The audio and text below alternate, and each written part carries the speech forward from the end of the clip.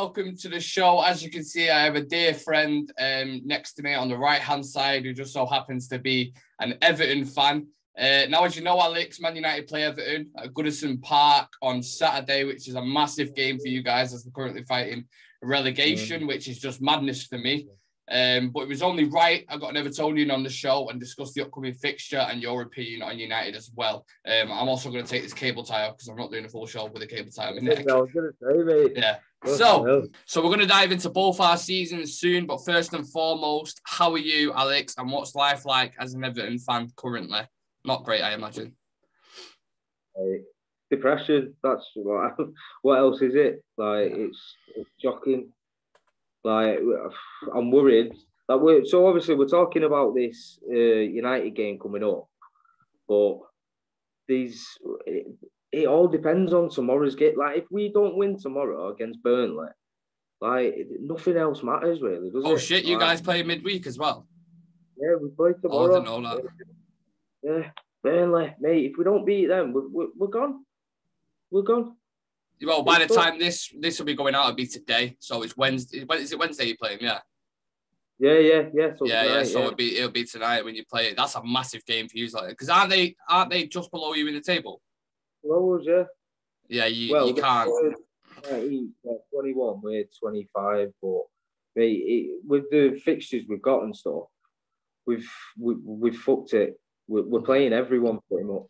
And when we spoke a few months ago, Alyx, you was telling me how much of a real possibility it is that you could go down, and it's one of the worst seasons you've seen as a fan. But what would you say has been the catalyst for the bad year you're having? Like, is it a number of things, or is there anything in particular that sticks out? Like, what is it with Everton this season? Well, I mean, so I've mentioned it a lot, obviously, when I was on last time, is that like Jamie Carragher had said it recently. I think it was on the radio last week. He said Everton are the worst run team in the Premier League. And I just, that is basically, I mean, obviously there's us. Unbeaten. There's a fight for that title, I suppose. Yeah. But, like, fuck me. Like, it's everything. It's everything. Everything that I said last time. And then since then, nothing's really improved, has it? And like I said last time as well, come like New Year and stuff like that, and come the thick of it towards the end of the season, we were going to be exactly where we are. We were going to be in a fucking relegation dogfight. And it's like, scary, isn't it? Like, to see a massive club like Everton with the potential of going down, like, it is madness. When we're trying to be, like, we've got all this, like, with the new stadium and stuff like that, and all the money that's been spent for us to kick on and try and get back to the top, and just everything is fucking gone wrong. And tomorrow, it's the biggest game I can think of today. Like today, yeah. Today. No, it's all right. It's okay. Just for viewers who will be watching it, obviously today they'll be thinking Everton aren't on tomorrow. Well, saying that they'll be United fans, so they probably won't. It's one of them. But yeah, just in case. I know, obviously, one of our players who is struggling to get game time with us has been on loan to you guys since January. Let everybody know how Donny van de Beek's getting on, and have the fans received him well at Goodison Park? Right, well, yeah, first and foremost, yeah, like, we love him. We wanted him. We want him to stay. But obviously, like, that relies on so many circumstances to come. Obviously, we have to fucking stay up to have 100%. But, like, it's hard to give, like, a definitive answer, only because, like, he's basically come in at the same time as Lampard has, hasn't he? And like, we've been so up and down, mainly down, but it's been so up and down that we've not really had any kind of rhythm. He's not really been able to have, like, the proper rhythm that you would have wanted, especially when we talked last and we just signed him and stuff like that. But I mean, he's class. He's class, which is what, it's what we said last time, and we knew he was going to do well. I was just worrying based off, like, our run of games, and obviously that has, like, come to fruition. But like I said, he's class. He's class, and we'd love him to stay. Have you been deploying him as like an 8 in a 4-3-3? Would you say as like a box-to-box kind of player? Yeah, I mean, it's changing all the time. This is the thing that there has been a lot of formation changes and things like that from game to game. Yeah, predominantly that's been what he's done because you've got sort of Decore. Well, Decore is the main box to box, I suppose, but then Van der Beek has got that in him as well as certain game you can drop in deep or certain game push up. Because that was the issue with us at United, and that's why I never got any game time, because everyone was like, well, he can't be one of the pivots. He has to be a bit further advanced up the pitch. And at that time, we was playing like a 4-2-3-1. So we had Bruno in the 10, and then we had Fred and Scott playing like the pivots, but they was doing a shit job. So it was never made sense to me why you couldn't bring Donny, because I've seen him playing the pivot, and he was okay. He can do. He's not. I don't think it's his best position specifically, but I just thought like if Fred and McTominay doing a job in that position, so putting Donny van de Beek in there wouldn't do much worse in my opinion. So yeah, it was interesting to see how Lampard would deploy him at Everton. Obviously, I don't watch him week in week out, so you know best how he's been playing and stuff. But in terms of his actual like individual performances, have you been impressed with his technical ability and stuff like that? Yeah, 100%. Which is, we knew he had that in him anyway. So I'm not surprised at all. But yeah, like it's like I said again, like when we were signing him, like he was perfect for what we needed. Like we were good for him and he was good for us. And yeah, generally it's been like that. And like I said, most of us absolutely love him. And if the opportunity was there to, we stay up and the opportunity is there to sign him, then we'd love to, because he's class. He's class. Yeah.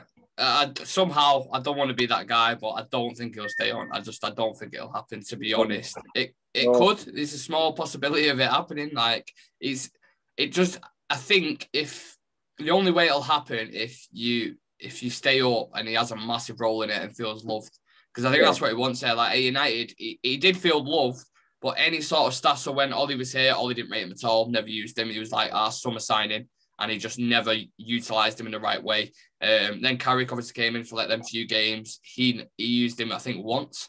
And then Rangnick came in, and Rangnick didn't use him. So we're all sat here sort of scratching our heads thinking, well, if 3 coaches don't rate him, then surely like there must be something there. But then I've watched him in games where he's played really well, and I was always scratching. I don't get it. Like he can deal with the physical side of it, because that was always the question. People say maybe he can't cover enough ground and all this kind of stuff. But I've seen it with my own eyes. Like I've seen he's a decent player, and he's definitely deserved a lot more game time than what he got with us. Yeah, 100%.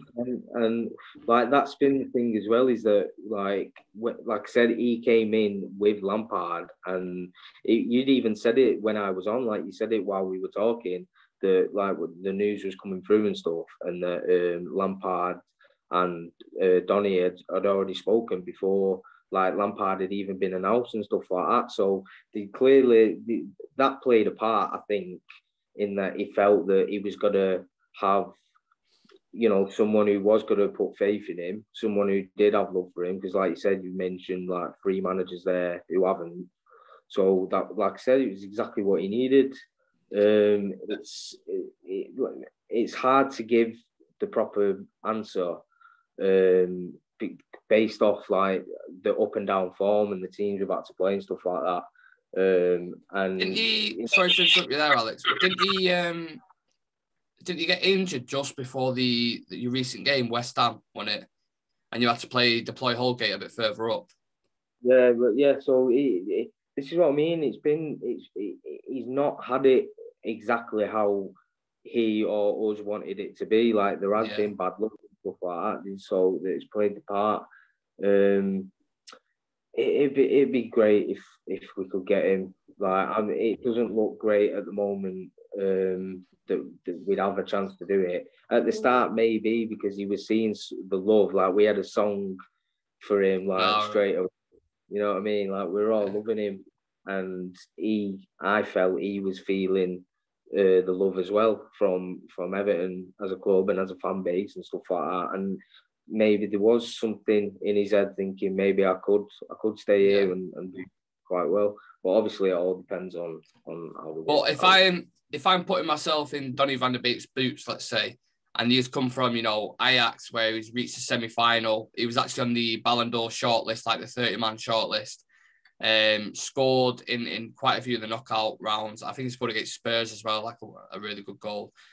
And then, no disrespect at all, because Everton are a big club. And then he's going into a relegation fight with Everton. It's sort of like, what's he thinking in his mindset? Do you know what I mean? Like, I don't know. It's a weird one for me. No, but so the point is that in the short term, it's a relegation fight, and then you're thinking, right, there's potential working with a young coach in Lampard, one of the best midfielders like ever.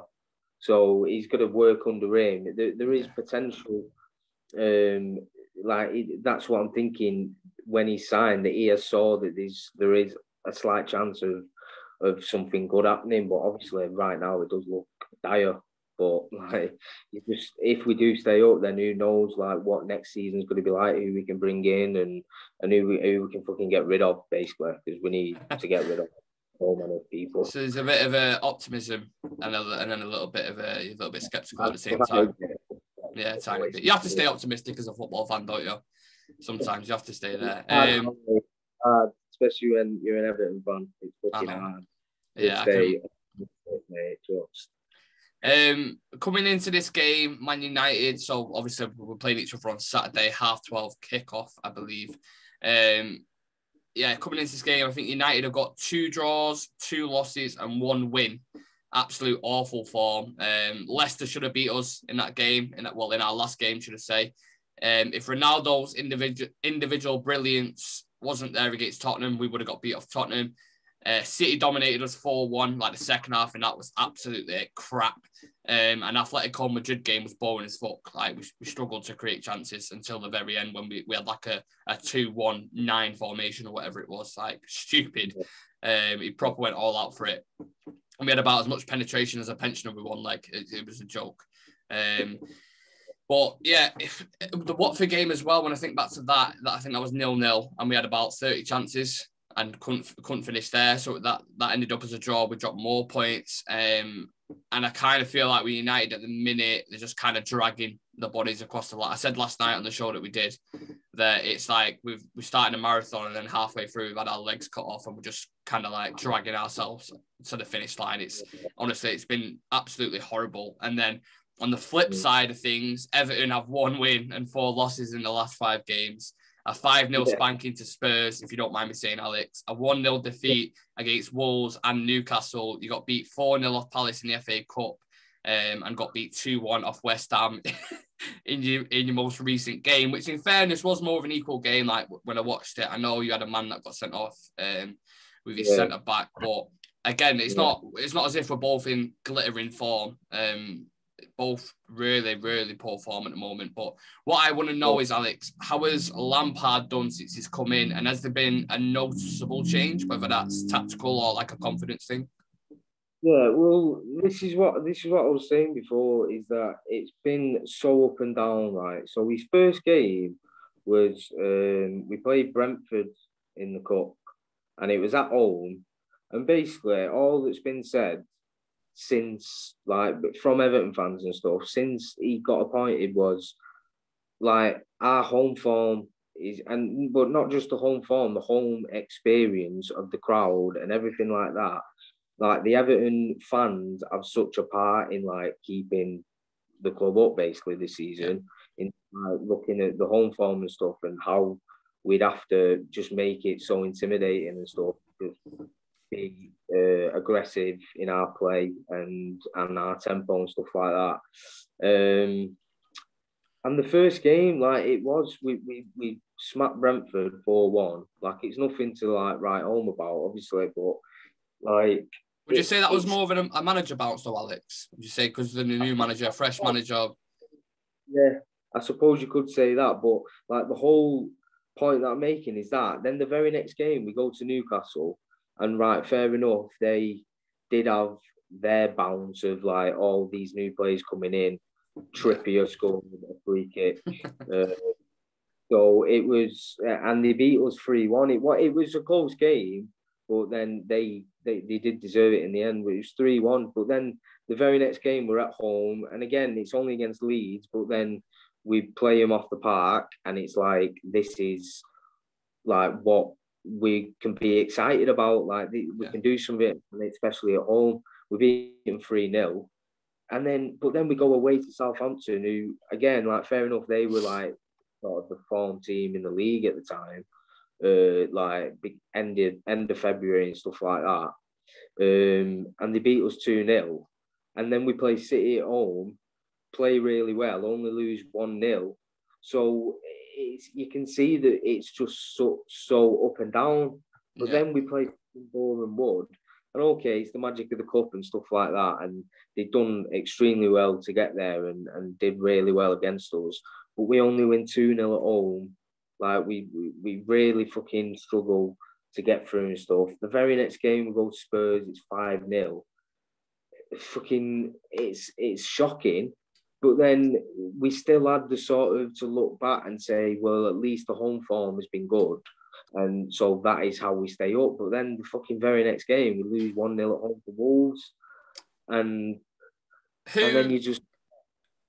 Who are the characters in that squad that are kind of dragging you through, if you will? Like, who are the ones you look at when you're going into a game and you're like, we need that player? Because I seen something yesterday.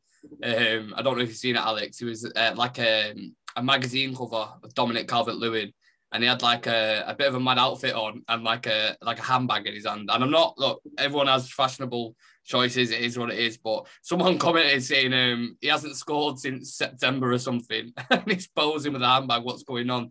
So, players wise, what's going on? I'm fully like whatever, Dominic, do whatever the fuck you want, mate. But again, at the same, like I saw that tweet as well, and I'm thinking the exact same as well. I'm thinking like pick your moments. Yeah. Like we're fucking right in the fucking wire. Like we're near the end of the season. We're right in it, and we need you.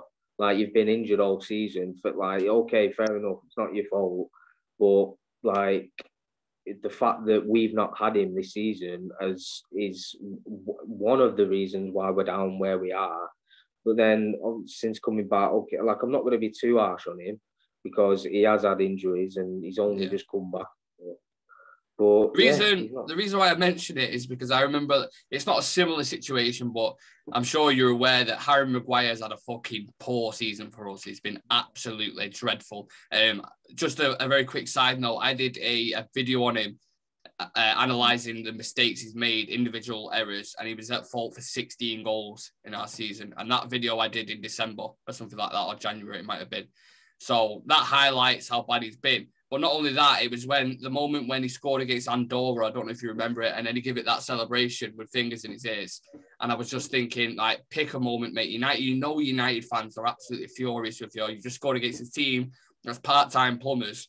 It's not the right time. If you do it against City in a derby in the 90th minute and you score the winner, absolutely, go crazy, put both hands over your head, close your eyes, do whatever you want, but pick your moments. And I think that's why I could relate to a similar situation with Everton. Yeah, 100%. But then, so you're asking me like who's dragging us through it or whatever, who's giving us that bit of fucking let's do what we need to do and stay up and blah blah blah. There's only really one player, and it's Anthony Gordon, and he's an Evertonian. He's come through the academy, and like without a doubt, he's our fucking best player right about now. Yeah. Like no one, he's the only one pretty much who is like showing a bit of balls and actually just attempting everything that he can. He's always looking at the positive and stuff. He's always going forward, and he's the only one really who you can say like. How's Damari Gray doing? How's Damari Gray doing? Is he still in form, or has he dipped off a little bit now? I mean, he's missed games of injury and stuff like that, so that's played its part. No, I'm not coming away saying that I'm disappointed in him or whatever. But yeah, he's not been at his peak or whatever. It's players like him though that we do need to now show up, especially like as we get to the end of the season. And with him and Gordon on the wings and a fit and roaring and pumped up Calvert-Lewin and Richarlison, then there's potential, isn't there? Do you think there's a lot of defensive weakness in your team? Does that worry you? Like you centre backs, you've got obviously Yerry Mina. I was going to say Will Keane. Then is it Will Keane? Is that his name, Will Keane? I can't remember. Michael Keane. Sorry. Yeah, Will Keane's a single. Yeah. He used to play for United, didn't he? Oh yeah, right. Yeah. Sorry, it's been a long day. And then I look at you signed a left back from Ukraine. I think last time you was on the show, you mentioned that to me. He looks okay, but yeah, is he any worries defensively? Because obviously the scoreline suggesting it's not been great. Yes is the answer. Like we're fucked. Like Pickford is the only one really that you can actually say fair play to. John Joe Kenny's had the odd game where it's been like fucking well in John Joe almost, because he's been so bad for so long that he's been thrown in and he's put in a few decent games. But now Lampard seems to like love him, and now he's playing every game. And yeah, he's not the quality really that we need. But then Mikalenko who's come in. I said it at the time, like when I was last on. It would have been like he was apparently originally sort of signed to be like Luca Dean's backup, and I think that might have like helped him like settle in and stuff. Especially now with the fact that we've got Ashley Cole. I mean, fuck's sake, we've got Ashley Cole in the like one of the. To be honest, I'd say he's the best left back like ever. Like I agree.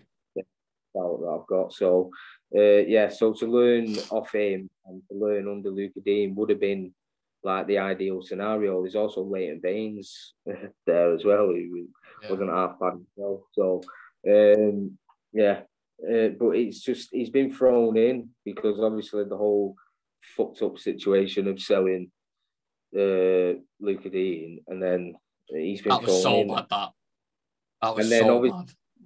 Not forget, like there's also the whole fucking Ukraine-Russia shit going on. Like that's got to be massive.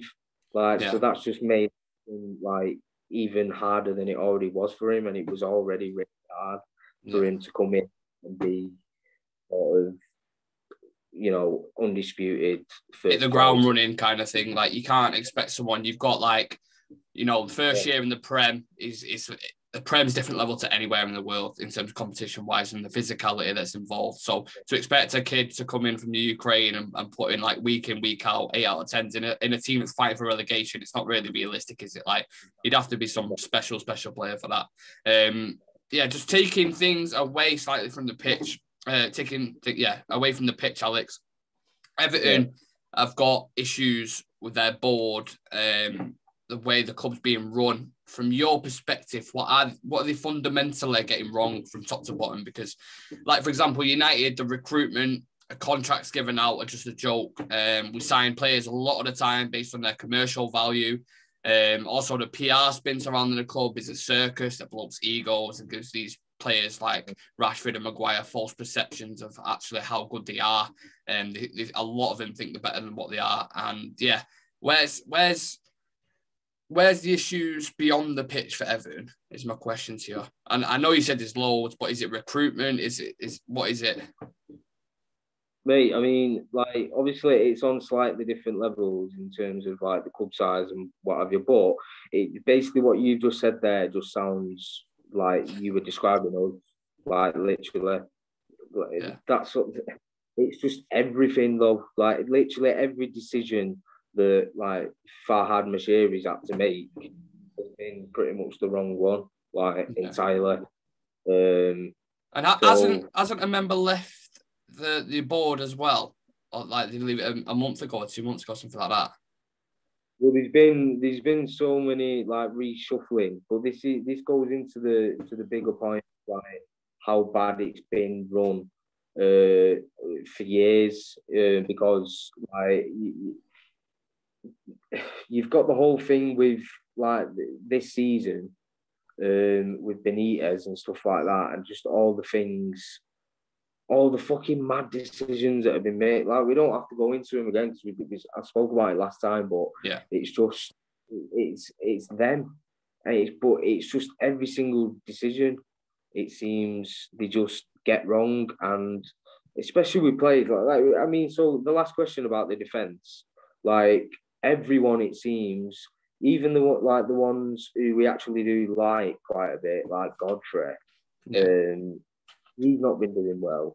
Like everyone has been shit. Michael Keane is fucking captaining and getting sent off, and he's he's not the level. But this is, like I said, from what you just said there, it just sounds like us. Like it's. So basically, you're like a mirrored version of us, essentially, like to what's going on with everything from top to bottom. Yeah, and like it's like Jamie Carragher has said recently, we're the worst run club in the country by far. Like, and you think that all these like big plans and all that, but it doesn't matter if in the present you're fucking getting everything wrong. You're finding yourself at the bottom of the table, like, and it's all like it's a money game, isn't it, these days? But of course, yeah.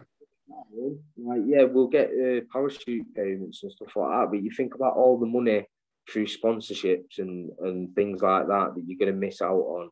Yeah. And like no planning. It's like none of our players have like relegation clauses in terms of their wage or then like a transfer fee clause for them to go or whatever. None of them have anything like similar to that, and it just makes you think. It just makes you wonder, like, how the fuck would no one think that, like, planning ahead, say a 5-year plan or whatever, that we would not be in any chance fucking in the sniff of a relegation fight? Like, how can anyone be that stupid to not think that we stuff like that? So it's just. Well, it's happened before. Like, you've had big clubs like Blackburn, Birmingham, who are regulars now in like League One, League Two. Middlesbrough, you used to be in the Prem quite a lot. Like, I'm not comparing them to Everton, but I'm saying it can happen, and it's a reality check for a lot of fans. I just feel, I don't know, there's a bad feeling about Everton this year. I want to say I don't think they're going to go down, but it's just some sort of darkness around the club. Like, and obviously you know it much better than me. And just from speaking to you now, I can gauge like a sense of darkness surrounding it. And I hope they don't, because they are a big club and the fan base is incredible. And Goodison Park is, you know, one of the noisiest grounds in the league. So they definitely don't deserve to get relegated. But if you do, the backlash that's going to happen, I imagine, against the board and the fans, and I imagine there'll be loads of protests and shit like that, because a club of that size to be run into relegation and into championship, if it happens, it's just madness to me. Well, yeah, like, so apparently they're trying to account for one, like, in terms of the plan to go into the new stadium and stuff like that. So the future, like, what's going to come for us. Apparently they've accounted for one, like, doing basically like what West Ham did in like 2012, I think it was, Newcastle and stuff like that, where they've gone down for one season and then come straight back up. Yeah. But that just, to me, is like, who are we to think that we'd be one of them?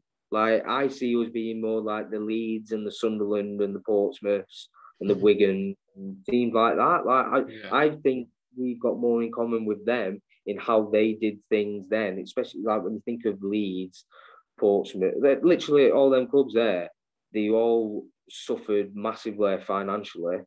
So, and that's why they went from like being up here to just going down. Like, I think we have more similarities in what we've done in recent years to them kind of sides. I'm not saying like we're similar in club size or whatever, but yeah I just think it's mad to think that these people think that we'd be like a God-given right to go down into the Championship and then have that season of just smacking teams about and then going up with good morale and stuff like that. And then it doesn't always work out like that, does it? There's no way to think that we'd be one of them, like Newcastle and West Ham and other teams have been. Like you mentioned Newcastle there, Alyx, and for me, they've highlighted that if you get recruitment right, it can do wonders for you. Now, I know they've had a lot of money to spend, but I think the players they've brought in, like you mentioned, then Kieran Trippier, I think has been really good for him. I like the Guimaraes who they've signed. He'll need a bit of time to bed in, but he's a really good midfielder. Chris Wood's doing all right for him. Like these kind of like people look at it and think Chris Wood or something like that, but they've been at that end of the table. They know what they're doing. You've got experienced players like Kieran Trippier coming in doing bits. So it just shows if you get the right astute signings in the club. Do you know what I mean? Yeah, definitely. Like so, yeah. Like I don't see Chris Wood like having like a long career at Newcastle. I'm sure he'll have a good 2 or 3 years maybe, but like he's very much been brought in for like a specific job in it. Specific job, like keepers in the Premier League, and obviously, like you have to say, have done really well. Like, they've obviously got a mad advantage, but they've got right recruitment though. For me, that's the thing with it. Like, I look at the players who've signed, and I think it makes sense. And I don't know. I'm not going to dive into Everton's transfer windows and stuff like that because we might be here for quite a while. But I think it's fair to say that both United and Everton, as a collective and individually, have performed extremely below par this season. So we're both in the same bracket in terms of bad performances from a lot of players. But what I thought I'd do, I thought it'd be a bit of fun if we could do a combined 11 to see what we come out with. And what I'll do is I'll get Sam. Wait, what's it? I'll get Sam to do a graphic of it and put it up. So yeah, go on. What was you going to say? No, I just find it funny because like we're gonna do a combined 11, and I don't think we're gonna get fucking 11 people on the pitch, mate. Yeah, it's a good point. We're both really bad, especially. Well, that's why I thought it'd be interesting. So we'll see what we can come up with, right? So, is it going to be a debate on the keeper? Right. Well, no. I'll straight up. I'll say De Gea it gets in, but what I do want to say is that we need to fucking like dispel this myth about Jordan Pickford and about the fact that he apparently only does it for England and blah blah blah. Like. Yeah, like I said, I will put De Gea in. But like Jordan Pickford is very much one of the best keepers in the league, one of the best keepers in Europe. And can he play DM by any chance? Because he might get in at that slot. He might because fuck me, like he's passing and his footwork and all the things that go with being a modern keeper, which is why like Southgate has pretty much always stuck with him as number one, but I think fully deserved, and he's like I said before at the start, like he's one of the only ones that you could say, that he's not shit and he's actually put in performances, for us this season, and no one can blame him, I don't think, for how we're doing, basically. But I will. But I think Pickford does run in close. I used to say in a year or two that that then Pickford goes above De Gea in the ranking. Bold statement there from Alyx. Bold statement. Well, he deserves an honourable mention. Yeah, but De Gea has had a sort of up and down last few years. It's fair to say he's now he's not been the Spain number one.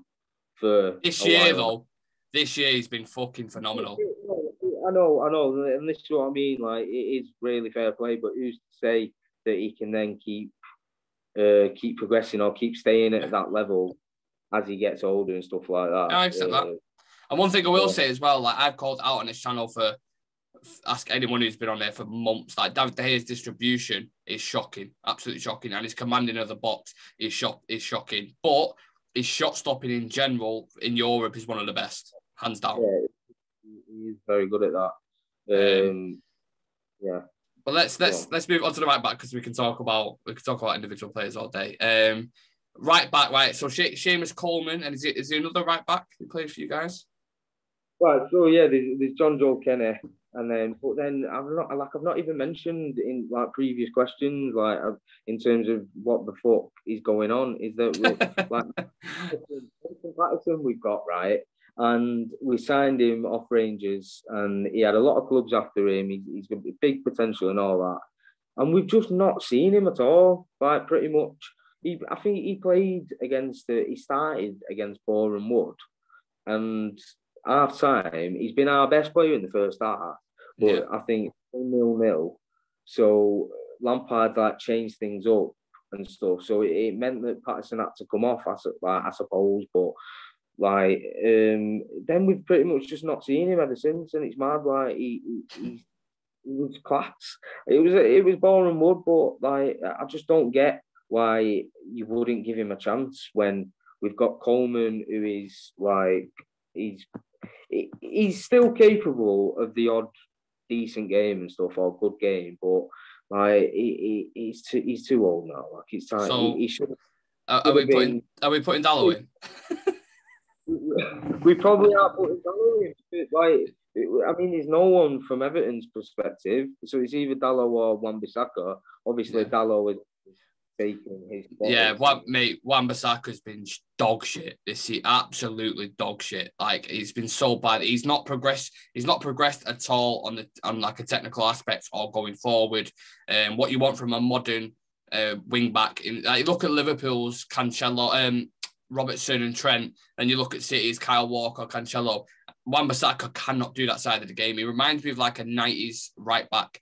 Like he's just defensive ability is really good. Like I know Gary Neville used to do it with Beckham and overlap and things like that, but predominantly he was playing a lot because you had like the 4-4-2 system that we used a lot.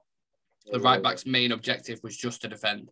There wasn't a lot of emphasis on possession based, and they'd have a lot of the ball and they'd move into like the pivot position. So he cannot do that side of the game. He's only good really when you're playing like if he was to play an away game in Europe against, I don't know, like a big team, he could do a job in that. Yeah, I think people and you as well, Nick, obviously you've just said it. I do think it does sort of get harshly criticised. Like I do agree with you on most levels on what you're saying, but I think it is sort of blown out of proportion. In terms of like, I mean, I've seen him put in. I mean, obviously, I don't watch United every single week, like obviously, like you and United fans would do. But from what I've seen, he does have it in his locker to put in a decent ball, or to go on a decent run or whatever. Like Gary Neville used to do himself. Like he had a decent ball on him, even though he's predominantly a defensive fullback, and like they were back in the 90s. That's why I still think Wan-Bissaka does still have a chance to get to the level of Cancelo or Trent or someone like that. Not quite to them levels because they are truly like, especially or even you take it to Europe, like a Hakimi, for example, for PSG, or like these. Like, it just doesn't strike me as like a player who can do both sides of the game, honestly. But this is why it's good to get you one, because you haven't got them tinted glasses and it's an opposition opinion. This is exactly why I got you one. Well, that's what I mean. He's sort of in that category with like McTominay and Fred and people like that, where it's like they're always they're not sort of on an even playing field in terms of fans' opinion, like United fans' opinions. Like they'll always, even if they get a good run of form or whatever. Like they'll still, as soon as they make one little thing, then that's it. Then it's like people, oh well. I get what you're saying, because obviously with Manchester United, everything's under the magnifying glass times 10. I get that, and I know it's like that at United. And he was okay under Ole, but the reason why he was okay under Ole is because he was playing like a pragmatic system. They had like the 4-2-3-1. The centre backs were protected, the wing backs tucked in. So it suited him a lot more. Now you've got Rangnick, an offensive style. When you're on the front foot, you're playing a high line. Like it doesn't suit him for me. No, yeah. Like I've said, like Dalot gets in this team now. And right now, he's definitely ahead of Wan-Bissaka. And the one that you would say that suits the style of play more and with his qualities and what have you. I just wanted to make the point is that Wan-Bissaka isn't as bad, really, I think, as people make out. And so it's Patterson with potential, and then Dalot and Wan-Bissaka. But yeah, we put Dalot in, obviously. Okay. Now, this is where it gets tasty because I refuse to put Harry Maguire in this team. Absolutely refuse to put him in. So Varane, we can say Varane's in there, right? Has to be. Yeah, obviously we put Varane in, even though. So who's go on? Amazing, has it, to be fair, but yeah, he's clearly the best of the options we've got available in it. I think Varane's one of them, right? He goes about his job. He seems very quiet in the game. He's not a very aggressive centre back. He's more silk. Like I remember Rio when Vidic got described as silk and steel, and Varane's much more the silk, and Maguire's it's like silk and shit.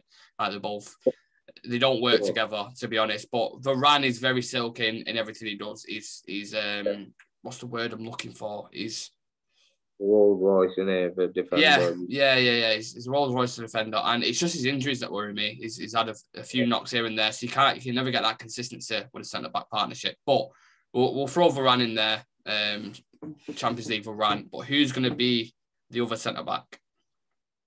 Well, it's certainly not fucking Michael Keane. Let me tell you that. Is Yerry Mina still doing well for you guys? Or it's such a weird kind of thing with Yerry Mina in what we like. We all know that he's, as Everton fans, we all know that he's our best centre back, and we all know that he's all right. He's not at the level of like the best in the world or whatever, but he's sort of in one of them just under bracket sort of thing. Yeah. We know that on his day he's fucking class, but he's just constantly injured, just all the time. Like it's mental. Like he gets a good run in and then he's injured and he's out for ages. Like apparently he's back from this one like mid-April or something. But it's like, what's the point in keeping him when and paying him the money that we pay him when he's never gonna be. We're gonna have to get a few Everton players in here. So should we put Mina in? Yeah. All right, we'll put Mina in. Yeah. Right. Bit reluctantly. Yeah. You know what I mean? Like we're both of us are fucking scraping the barrel at the minute. Like, and we're only in like second centre back. We've not even finished the defence yet. It's fucked. But, yeah. Right. So let's move it on to the left back. What are your options at left back? Well, it's Mykolenko and it's fucking John Joe Kenny. Like John Joe Kenny, fucking, he came in and put in this fucking Roberto Carlos performance randomly at left back, and he's been given a lot of games there. Obviously, like trying to bed Mykolenko in. So yeah, again, like there's not a fucking chance in hell that either of them two. Luke Shaw. So it has to be Luke Shaw. Luke Shaw. But he's had a shit season as well, Alyx. He's been almost as bad as Maguire. That's what I mean. Like, I'm saying we're having to pick Luke Shaw, but you kind of like, are these the options that we've got at the minute? Like between us both to put in. Like no one is doing well at all. Tellez is the only one gives him a run, but like he's not been fucking great. He's not great defensively, Tellez. So that's why we're kind of switching between the two quite a lot. Let's move it on to the midfield three, because we both play a 4-3-3 at the moment. Well, I know Lampard sometimes changes it, but you have played a 4-3-3, so we'll just go with that. Midfield three. Who do you want to throw in there? Who's Alan Decore?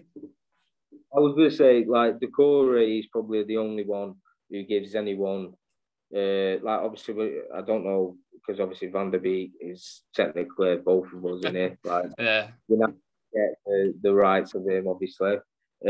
So, yeah. It's funny because Van der Beek plays for us both, technically, and he still can't get in the team behind 11. So, yeah. I'll throw Decore in now. I'll give you Decore because I like him as a player. Who was I? Fred for us at the minute is playing really well. He's doing so well, innit? And I've had chats with you before, Nick, like ages ago, and I've always sort of stuck up for Fred, mate. I've always, because I think you can't play that many times for Brazil, and like for, I think it was Cafu or someone who, Dani Alves, Cafu, it was Dani Alves as well. Yeah. Who had basically said like what a class player he is, and he doesn't deserve the stick that he gets. And yeah, so I've always sort of stuck up for Fred, me, and I'm glad that he's doing. He's so for me, there's a reason why Fred's playing so well now. Under Ole, when he played the two pivots, he was playing him as a defensive midfielder, and he cannot do that role. He can't take off the back four, spray the ball, link up play. He's not that guy. He simply cannot do it. So that's why he looks so bad. As soon as Rangnick moved into an 8 and played him in the same position he played for Brazil, that's when you saw him start to flourish. But he's pressing up high the pitch, being aggressive, getting about everywhere, dribbling, skinning players like Maradona and Cruyff, like whipping out some mental skill moves and shit. So for me, I'd throw Fred in there, to be honest. Yeah, like, you know what I mean? I've always said that, like, because people would say that he's not got the technical ability to do the job for United or whatever. And yeah, you are right about he's not the guy to come and sit deep and then spray the ball out. But he has always been, like, I mean, he's Brazilian, for fuck's sake, so he's always really going to have that technical ability in it. And yeah, now you're seeing him flourish because he's playing in the right position and he's playing where he should. And yeah, I'm glad to see it, man. The only thing is about this now, though, is because you've got Decore and Fred in that team, and they both play as 8s. And Bruno Fernandes has to be in that midfield. 100%. Yeah. And then you got Pogba, but then Pogba, I know it's a combined 11 and you've got to be fair, but I don't give a fuck about Pogba. Pogba's going in the summer, so I couldn't give two shits about him, and he's inconsistent as fuck. Yeah, no, like, we're not talking about what makes the best like tactic where we're just merging. Yeah, but yeah, Pogba doesn't get. There's no point in it. Like I said, there's no point in even thinking about him.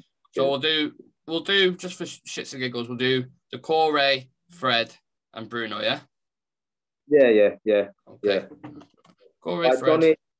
Donny gives it a challenge, but then I mean I've not even mentioned Dele Alli yet. Like this whole show, and that's another thing really sort of with what's going on with us. He's done out here.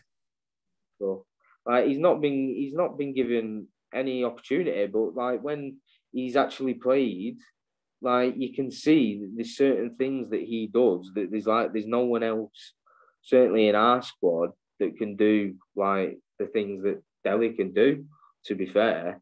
So yeah, obviously I'm just mentioning him now, like he doesn't obviously get no one to the team, but like I want us to stay up, and I want him to do well, to sort of show people that he's still about. Do you know what I mean? Yeah. He's obviously never getting back to the sort of the levels that he was at or whatever, but like he's got so much talent. The striking thing for me is Alyx is the fact that Conte can't get a tune out of him, and that worries me. Yeah, but like Conte's like he's sometimes I don't know if Conte typically does well with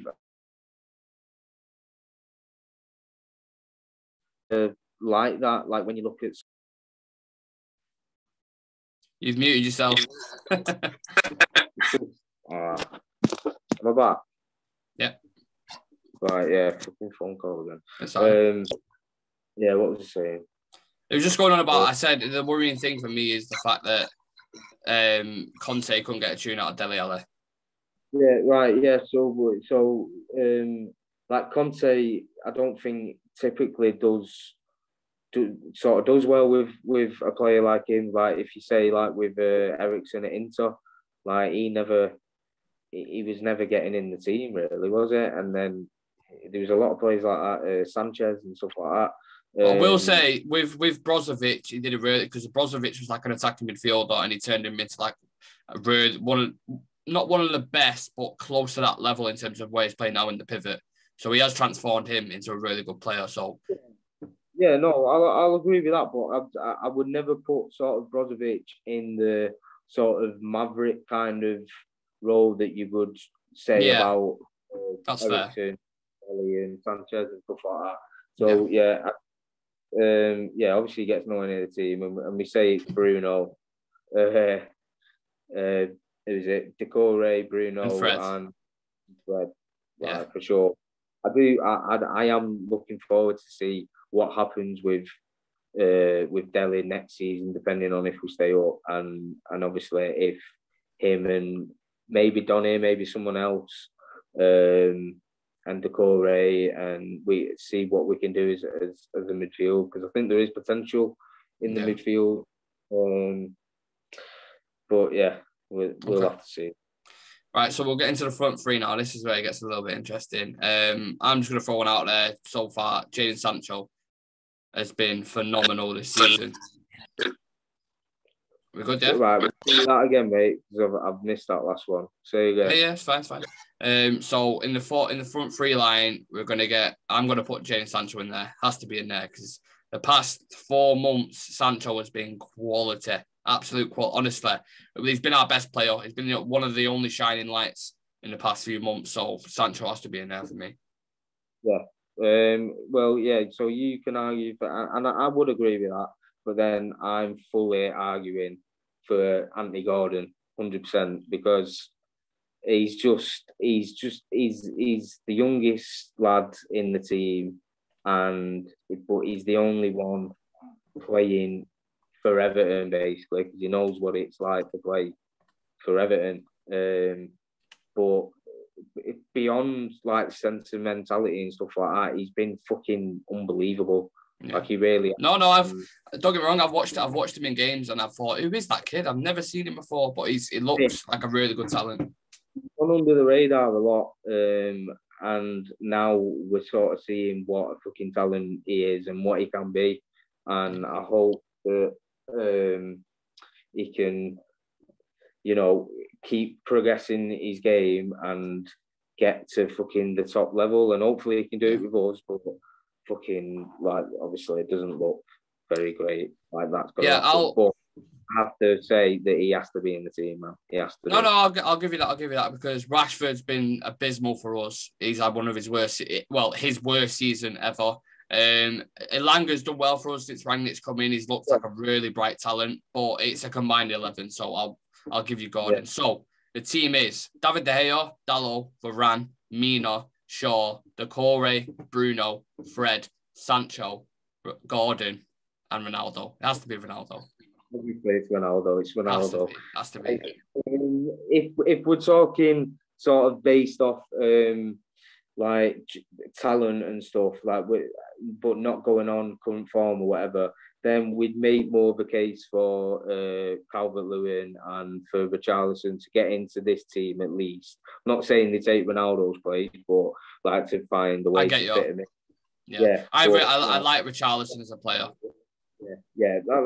I love him. And he's come out and said things recently how he's desperate to be an Everton legend and to play for us in the Champions League and stuff like that. Yeah. Obviously, we go down and he's gone. But I think it's kind of mad that, like, at the start of the season, if I was asked, if someone put a gun to my head and we had to sell either Richarlison or Calvert-Lewin, then I would have chosen Richarlison. But now, if you're asking me today, then I would fully say, we'd get a very good price for Calvert-Lewin. It would then give Richarlison the chance to actually like a full run at being a number 9, as opposed to having to move about to the wings and stuff like that.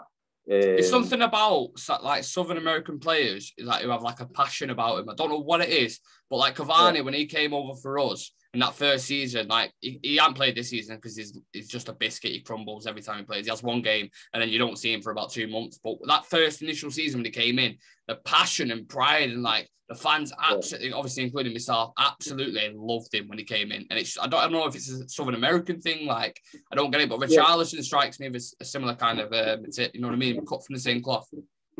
Yeah, it's a common trait between like South American players because obviously like where they've come from, like growing up as kids and stuff, and yeah. Like I'm not saying every single Brazilian player was, but like a lot of them grew up in poverty and stuff like that. So football is just like everything to them because it's absolutely how you get out of that.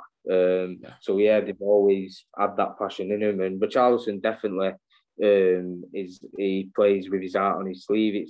It's sometimes he can go missing sometimes, but you'd never really say that he shirks from like the physical battles and stuff like that, and you know, G in the crowd up and stuff like that. So this is what I mean. Like I'd personally I'd keep Richarlison, and I think if we're just basing it like off talent, then I think that there's a much stronger case to try and argue to get Richarlison in this team, but like, no, I'd even you wanted Anthony Gordon in, so I'll give you that. But I would have put Richarlison in there as like on the same side. But it is what it is. The combined 11's done. I want to move the conversation on a little bit more, Alyx.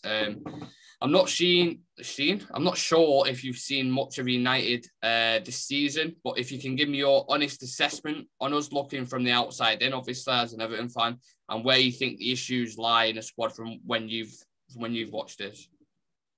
Yeah, I mean it's a lot of like what I said last time, in that there's still, especially recently, like all the talk has been, you know, it's like Ten Hag versus Pochettino for the job and all that. So that has obviously played its part. Like you can't really give the proper like diagnosis or whatever of United's problems or their future or whatever, because there's so much like up in the air about United at the minute in terms of what's going to happen, because you don't know who the next manager is going to be and stuff like that.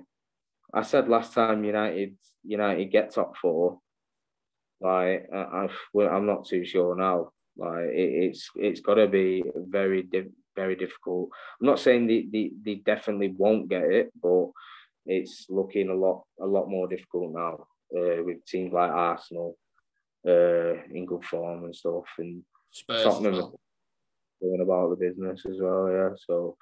Well, as like a performance-wise, obviously, I'm not sure if you've seen us a lot, but when you have watched us or seen little clips of us or whatever, what strikes you as a positive and what strikes you as a negative? Like, what can you instantly see and think, right, that shit, they need to sort that out, or anything like that, any little things? Yeah, I think it's like you've mentioned, is that a lot of it is really just down to sort of individual poor form and individual mistakes.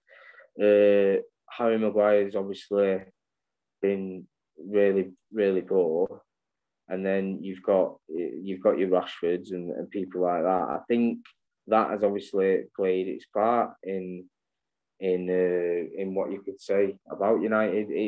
It's too many. I do agree that too many times it's like an over reliance on Ronaldo, which I said to you last time I was on. So, like, I do think it's still very much the case.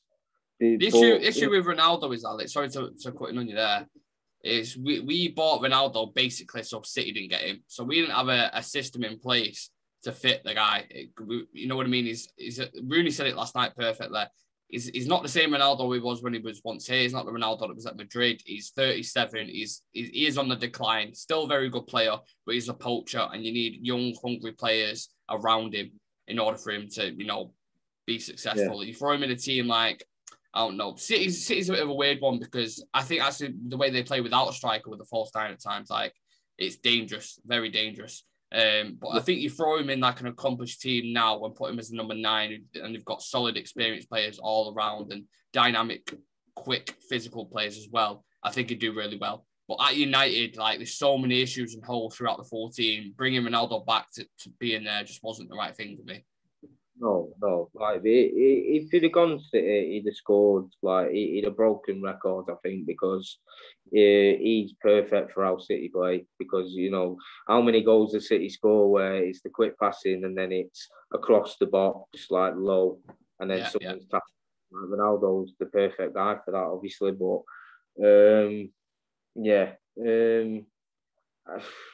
it's just hard to give you the you're not just pinpointing one reason, are you? Like, there is a few fundamental issues, like our big English players, like you said, then Maguire, Shaw, Rashford, Wan-Bissaka have been terrible, and they was like under Ole, they was like the main players. Do you know what I mean? Right, say that again, mate, because it's just fucking gone off. No, again. don't worry about it. It's fine. I was just saying, basically, the English players that were so good under Ole, so Wan-Bissaka, Maguire, Rashford, and Luke Shaw, they've been like our worst players this season, and they're the ones who are coming in for a lot of criticism of late. So yeah, they're the main issues from my perspective, anyway. That's what I was trying to say. That's literally, it's just individual stuff. I think United, in terms of how they're doing or whatever. Like, obviously, Ranić's come in, but it's only a stopgap, so you can't be sort of trying to dissect the tactics too much over a long-term thing. I mean, not like game, but over a long-term thing, because like, he's not going to be there, it's just all about how individual errors and individual players have let United down, really. It's hard to answer because you don't know then who's coming in, and then what the future looks like for United. So we had an interim manager who we signed on a full contract, and then when we sacked him, we brought in an interim manager until the end of the season, and then we've still not decided on our manager now. When players, like, there's a lot of clubs around Europe who are tapping up players, like speaking to agents and stuff like that. Yeah. Like, I don't get why, like, Ten Hag wants to come to United. The fans want United. United are a fan of Ten Hag. Why has it not happened yet? Like, Poch is still in the mix. And for me, I still feel like United are going to make the obvious decision, because they've been admirers of Poch for a while. Go for Poch, sign Harry Kane, sign Declan Rice, and then try sell a lie to United fans again. And then it's another 3 years of trust the process. And United fans are tired of it. Like, I'm sick of it myself. I like Poch as manager, and I want to get your thoughts on him as well, to see your take on it, because one of the lads who comes on the channel, Surveyor, was sort of giving an opposite opinion and saying he backs it. Well, he don't back him, but he doesn't see him as that much of a bad option. Like, he thinks the job he did at Southampton and Spurs were really good on a string budget, things like that, which I agree with, and he's good at developing players. But I know Tuchel didn't do well at PSG, but he's gone to PSG where he's got Mbappe, Messi, Neymar, and I get that would affect the way he plays systematically, but he's gone there and he's had a bunch of players to deal with who have overinflated egos, think they're better than what they are, and crumble under pressure at times. Like, that's what happened against Madrid in the Champions League. And I think, that's probably perfect practice for Man United in a sense, because we've got the exact same issues, like egotistical players. So I want to get your thoughts on Poch as a manager very quickly, and Ten Hag, if you know anything about him. Yeah, like, I fully would agree with like anyone sort of making a case for Pochettino, but at the same time, you would think that Ten Hag just suits him, because like you said, and I was fully agreeing, is that like PSG and United, it's so similar at the minute. He's not really doing it at PSG, so it just, if you're looking into the future and saying that he'd be United manager, you can sort of think that a similar thing would happen. So that's why the clever thing you would think would be to go for Ten Hag, because he just seems like he's perfect in so many ways. But yeah, it just, you can just see it, and it's like with Everton, like you know you almost know that they've got to make the wrong decision. Like, and that's how I think you're fully right. I think it wouldn't be a shock at all if it's Poch. And yeah, I can just see that. The thing is, sorry to think of that. We was doing a show last night, and we went through the recruitment when United side obviously went from post Fergie.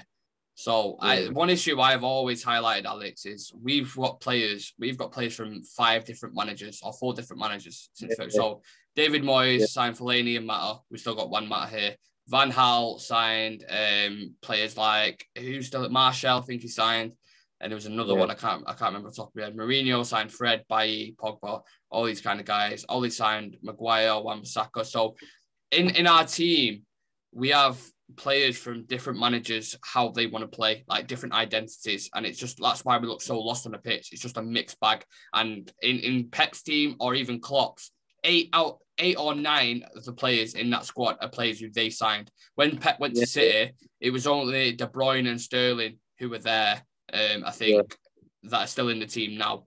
He changed a lot when he was there. So that's why you can see a clear Pep philosophy and an idea in that team. And that's, for me, is United's massive problem. The recruitment has been terrible. They only recruit players for commercial profit. Like Pogba was, I know bringing him back, everyone thought it was a great idea. £90 million signing hasn't particularly worked out, but marketing, it's all down to marketing, social media clicks, all this kind of stuff. And Jadon Sancho was signed for the same reason. I know Jadon Sancho was a very talented boy, but they always go for the obvious marketing players.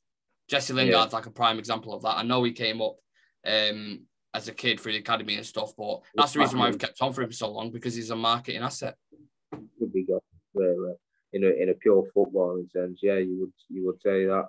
But yeah, that's what I'm fully agreeing, and it's the same pretty much with us. But yeah, I fully agree. What sticks out for you, Alyx, with Everton in terms of their recruitment? Like, what were the signings they've made where you've shook your head and gone, what's the fucking point? It's who the fuck am I not saying that to? Do you know what I mean? Like, a lot of the players, yeah. That many. It's like a list of players where you just like... We overspend on pretty much every single signing we've made. But even like the fucking, like getting in like Rondon this season or whatever, like it's just things like that. But yeah, like so you're going on there about the so many managers, players being in the squad, and we spoke about this last time because I said that is exactly what it's been like with us. So yeah, I don't know, man. It's you look so defeated. You just can't be asked with everything, can you? At the minute, like I know, I get it. It's depressing. Like I almost thought, like, to say no to your invitation, mate, because it's just it's out here, man. It's fucking depressing. No, but I know, and I know you have good knowledge of the game, and I know you watch Everton, week in, week out. So it's good for me to sit here and do like a preview. But if I know it on a base level, like I know that some of the players you've got, I know a certain style that you play, but apart from that, I have like a base knowledge of it. So it's good to get you on. In regards to the game on Saturday, Alyx, I want to get a score prediction from you and a predicted 11, if you can give me that, please. It's like I said, tomorrow is tonight. Sorry, tonight against Burnley. Tonight is the big test, so it all depends on what happens tonight. But even if we beat Burnley, do I see us beating you? Probably not. It's not a better time to play us though. Like you just never know. Yeah, this is what I mean, because you're not exactly. Well, I mean, yeah, you're in bad form yourself, and then who knows the confidence of beating Burnley and knowing that we've put like a relegation rival, further into that could lift it, couldn't it?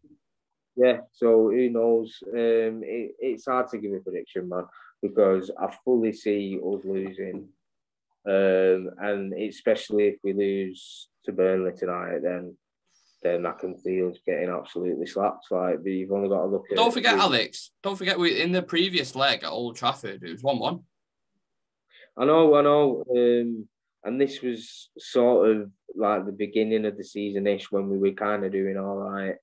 And then, got a bit fucked. But yeah, like Everton United games, they are usually good games, to be fair, aren't they? Like, there's usually stuff going on, and it's usually a good game. So the pusher for a score prediction, Alyx. Score prediction, mate. Like, based on if we beat Burnley, it's potentially a 2-1 United, a 2-1 either way, I would say, right?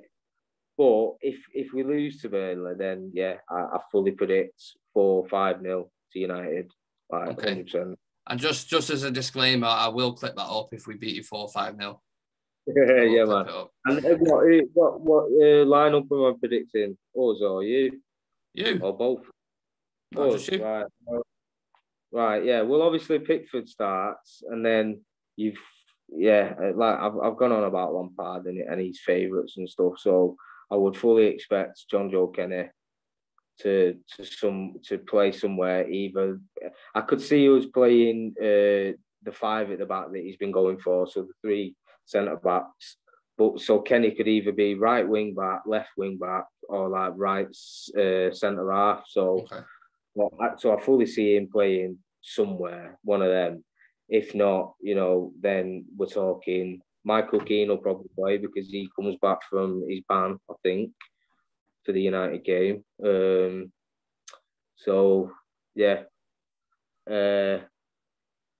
Keane will probably play. Godfrey, Holgate might get in, and then it's finding somewhere for Kenny to go. Really, he'll probably play Kenny ahead of Mikolenko, I would think. And then in midfield, obviously we can't play Van der Beek, so it'll be Decore. Alan, I think, will be back for that game as well from his ban, so Alan will probably play. Like I've said before, I don't see Dele getting in. But if we're playing 5 at the back, then it'd probably be them 2, and then Gordon on the wing, Richarlison maybe on the other wing, and then you would think that Calvert-Lewin will play because it's a big game, big occasion, so we're going to need our big players. So yeah, that's my team. I think that's my team. So no Damari Gray. You don't think he'll start? Probably not because of the injuries and he's not really. He's come back recently, but he's not been bang on it. So I would think that Gordon would surely play, and then it's probably trying to fit in with Richarlison and Calvert-Lewin somehow. And you're going with a 2-1 either way, and then if you get beat by Burnley, you think it's going to be a heavy slapping on Saturday. Yeah, big time. I'm actually I'm in Belfast this weekend, so I'll be watching it over in Ireland. I won't be over here for it, so I'll be in an Irish pub. So I hope we do get the win because I can celebrate and have a few whiskies. Yeah. But it'll be horrible for me. But yeah, like I said, I'm not putting too much thing. Like, it's all about Burnley, and then I know that we still have like Brentford to play. We've still got Brentford, Leicester at home, Watford away, Palace at home for the second to last game. But we finish away at Arsenal. We've got Liverpool at Liverpool as well. Quite a few tough games there. There's so many. This is what I mean. Like, there's potential that we lose like every game, man. Like, it's mad. But yeah. I don't know. Yeah, it's yet to be seen. Obviously, Saturday it's still a big game for us because obviously we're still technically fighting for top 4, although I don't think we'll get it. And then obviously Everton is still a massive game for you lot because any points at the minute are an absolute must for you guys to stay up. So, yeah, thank you for coming on, Alyx. You know, I can talk football with you for hours on end. And I know, obviously, as I said before, you've got a great knowledge and understanding of the game. So it's always a pleasure to bounce off each other's thoughts and talk football. I'd say, you know, good luck on Saturday. But, you know, if we have any chance at all at scraping top 4, then with 3 points, we're going to need 3 points. It's as simple as that. And I do hope you stay in the Premier League, just not at our expense, hopefully. Yeah. And thank you. What were you saying then? Sorry. No, I appreciate it, lad. I appreciate the thoughts, but yeah, we'll see. We're probably going fucking down, mate, and it's not going to be good. But for everyone watching, thank you very much. If you haven't already, please subscribe to our YouTube channel and follow us all on our socials for updates, news clips, all that kind of stuff. Just type in Real Red Talk and we should come up. And as always, we'll be live with Adam tomorrow for Statman and Robin. Tomorrow for Statman and Robin. So make sure you check that out. And then Everton preview on Friday. We'll be discussing tactics and predictions, all that kind of stuff, as always. And then match day on Saturday, live from 12:30. And yeah, we'll be live, of course, as always. So thank you very much again for watching. Make sure you subscribe to our YouTube. And thank you again, Alyx, for coming on. I appreciate it. See you in the next one, guys. Yeah.